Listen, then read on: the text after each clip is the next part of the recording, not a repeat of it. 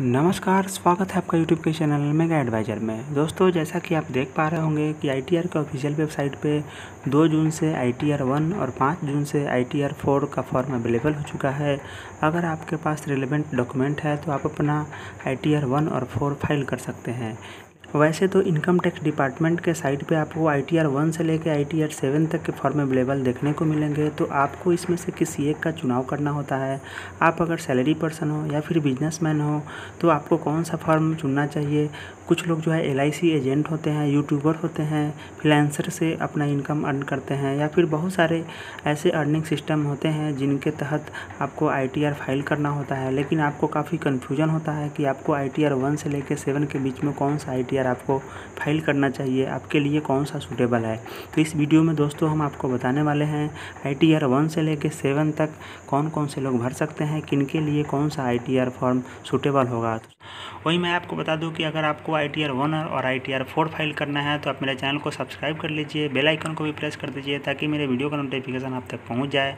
ITR 1 और ITR 4 का video मेरे चैनल पे आपको मिल जाएंगे, उसका लिंक आपको डिस्क्रिप्शन में भी मिल जाएगा। वहाँ से जाके आप अपना आईटीआर 1 और आईटीआर 4 कैसे फाइल करना है, किस सेक्शंस में कहाँ पर आपको कितना टैक्स रिबेट लेना है, आपका टैक्स रिफंड कैसे हो सकता है, आप मैक्सिमम टैक्स रिफंड कैसे करवा सकते हैं, तो उसके लिए आप आईटीआर 1 और आईटीआर 4 का वीडियो देख सकते हैं।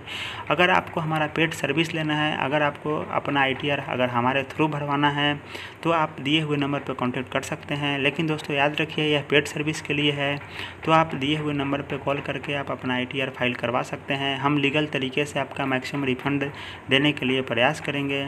इसके लिए आपके पास रिलेवेंट डॉक्यूमेंट होना चाहिए। चलिए वीडियो शुरू करते हैं।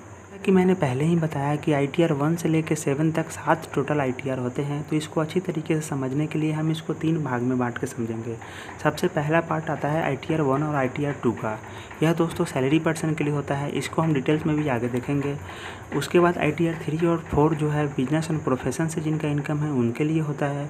वहीं आईटीआर 5 से लेकर 7 तक आप देख सकते हैं कि आईटीआर 5 फर्म्स और एलएलपी के लिए होता है, आईटीआर 6 कंपनी के लिए, वहीं आईटीआर 7 चैरिटेबल ट्रस्ट के लिए होता है। दोस्तों इसको आइए हम बारी बारी से आगे समझने की कोशिश करते हैं। यह तो क्लियर है कि आईटीआर 1 और आईटीआर 2 जो है सैलरी पर्सन के लिए होता है, लेकिन इसके लिए भी कुछ कंडीशंस है जिसको जानना बहुत ही ज़रूरी है, नहीं तो कन्फ्यूजन हो जाता है। पहले देखते हैं कि आईटीआर 1 कौन कौन से लोग फाइल कर सकते हैं, और इसी के साथ हम समझेंगे कि सैलरी पर्सन होते हुए भी आईटीआर 1 आप किस कंडीशंस में फाइल नहीं कर सकते हैं। तो पहला कंडीशन है दोस्तों आईटीआर 1 फाइल करने के लिए कि आपको रेजिडेंट इंडियन होना चाहिए। अगर आप एनआरआई हैं तो फाइल नहीं कर सकते हैं। दूसरा है कि इनकम आपकी जो है 50 लाख तक होनी चाहिए। अगर आपकी इनकम 50 लाख से ज़्यादा है तो आप आईटीआर 1 फाइल नहीं कर सकते हैं। आपकी इनकम अगर सैलरी से, वन हाउस प्रॉपर्टी से और अदर सोर्सेस जैसे कि सेविंग बैंक के इंटरेस्ट हो गए, एफडी हो गए, या बॉन्ड्स और डिबेंचर से जो इंटरेस्ट मिलते हैं, उस तरीके की अगर इनकम है तो आप आईटीआर 1 फाइल कर सकते हैं। वहीं अगर आपकी इनकम जो है एक से ज़्यादा हाउस प्रॉपर्टी से होती है, अगर आप अदर सोर्सेस जैसे कि लॉटरी अगर आप कोई जीतते हैं, आपको कोई रकम मिलती है लॉटरी में, तो उसके लिए भी आप आईटीआर 1 फाइल नहीं कर सकते हैं। अगर आपका इनकम कैपिटल गेन से होता है तो भी आप आईटीआर 1 फाइल नहीं कर सकते हैं। वहीं दोस्तों अगर आपकी एग्रीकल्चर इनकम है, अगर वह 5000 तक है तो ही आप आईटीआर 1 फाइल कर सकते हैं। 5000 से ज़्यादा अगर आपकी एग्रीकल्चर इनकम है तो आप आईटीआर 1 फाइल नहीं कर सकते हैं। अगर आपके पास कोई फॉरेन एसेट है तो भी आप आईटीआर 1 फाइल नहीं कर सकते हैं। अगर आप किसी कंपनी के डायरेक्टर हैं, भले ही आपको सैलरी मिलती है, फिर भी आप आईटीआर 1 फाइल नहीं कर सकते हैं। अगर आप अनलिस्टेड इक्विटी शेयर में इन्वेस्ट करते हैं तो भी आपके लिए आईटीआर 1 फाइल नहीं किया जा सकता है। यहाँ पे यह क्लियर हो गया कि आईटीआर 1 कौन से लोग भर सकते हैं और आईटीआर 1 कौन से लोग फाइल नहीं कर सकते हैं। तो जो लोग आईटीआर 1 फाइल नहीं कर सकते हैं, यानी कि इस कंडीशंस को फुलफिल करते हैं, उनके लिए है आईटीआर 2। अब इसमें भी 2 कंडीशंस है, जिसके कंडीशंस में अगर आप फॉलो करते हैं तो आप आईटीआर 2 भी फाइल नहीं कर सकते हैं। पहला है अगर आप किसी कंपनी के डायरेक्टर हैं, और दूसरा है कि अब अगर आप अनलिस्टेड इक्विटी शेयर में अगर आपने इन्वेस्ट कर रखा है तो भी आप आईटीआर 2 फाइल नहीं कर सकते हैं। अब आइए आईटीआर फॉर्म के दूसरे कैटेगरी जो कि आईटीआर 3 और 4 है, जिसका संबंध प्रोफेशन एंड बिजनेस से इनकम अर्न करने वाले के लिए है। तो इसमें सबसे पहले हम आईटीआर 4 को देखेंगे। तो आईटीआर 4 कौन कौन से लोग ऑप्ट कर सकते हैं, तो यह फॉर्म जो है इंडिविजुअल के लिए हो सकता है, एचयूएफ हिंदू अनडिवाइडेड फैमिली के लिए हो सकता है, फर्म के लिए हो सकता है, लेकिन वैसा फॉर्म जो एलएलपी है उसके लिए नहीं हो सकता है। इनकम 50 लाख तक होनी चाहिए आईटीआर 4 फाइल करने के लिए। आपकी इनकम दिए हुए कंडीशंस को फुलफ़िल करनी चाहिए, यानी कि आपका इनकम जो है बिजनेस एंड प्रोफेशन से होना चाहिए, जो कि 44 AD, 44 ADA, 44 A के अंतर्गत आता हो, और आपके बिजनेस एंड प्रोफेशन की इनकम का टर्नओवर 2 करोड़ से ज़्यादा नहीं होना चाहिए। आपकी इनकम बिजनेस एंड प्रोफेशन के अलावा सैलरी से भी हो सकती है, एक हाउस प्रॉपर्टी से भी हो सकती है। इसके अलावा अदर सोर्सेज जैसे कि इंटरेस्ट सेविंग बैंक के हो गए, FD के हो गए, डिबेंचर्स एंड बॉन्ड्स के हो गए, तो भी आप ITR 4 फाइल कर सकते हैं। अगर आपकी एग्रीकल्चर इनकम 5,000 तक है तो भी आप ITR 4 ले सकते हैं। आपके पास लेकिन कोई फॉरेन एसेट नहीं होना चाहिए, और आपका यहाँ पे कोई कमीशन एंड ब्रोकरेज इनकम नहीं होना चाहिए। दोस्तों यहाँ पे लोग कंफ्यूज होते हैं, जैसे कि कुछ LIC एजेंट होते हैं जो समझते हैं कि वह मेरा प्रोफेशन है, मेरी जो अर्निंग है प्रोफेशन से है, तो मैं ITR 4 फाइल कर सकता हूँ। तो मैं क्लियर कर दूँ कि ITR 4 जो है वैसे लोग जो कमीशन एंड ब्रोकरेज अर्निंग करते हैं उनके लिए ITR 4 नहीं है। यहाँ पे देखिए मैंने अलग किया हुआ है कि अगर आपकी इनकम 50 लाख से ज़्यादा है तो भी आप ITR 4 नहीं फाइल कर सकते हैं।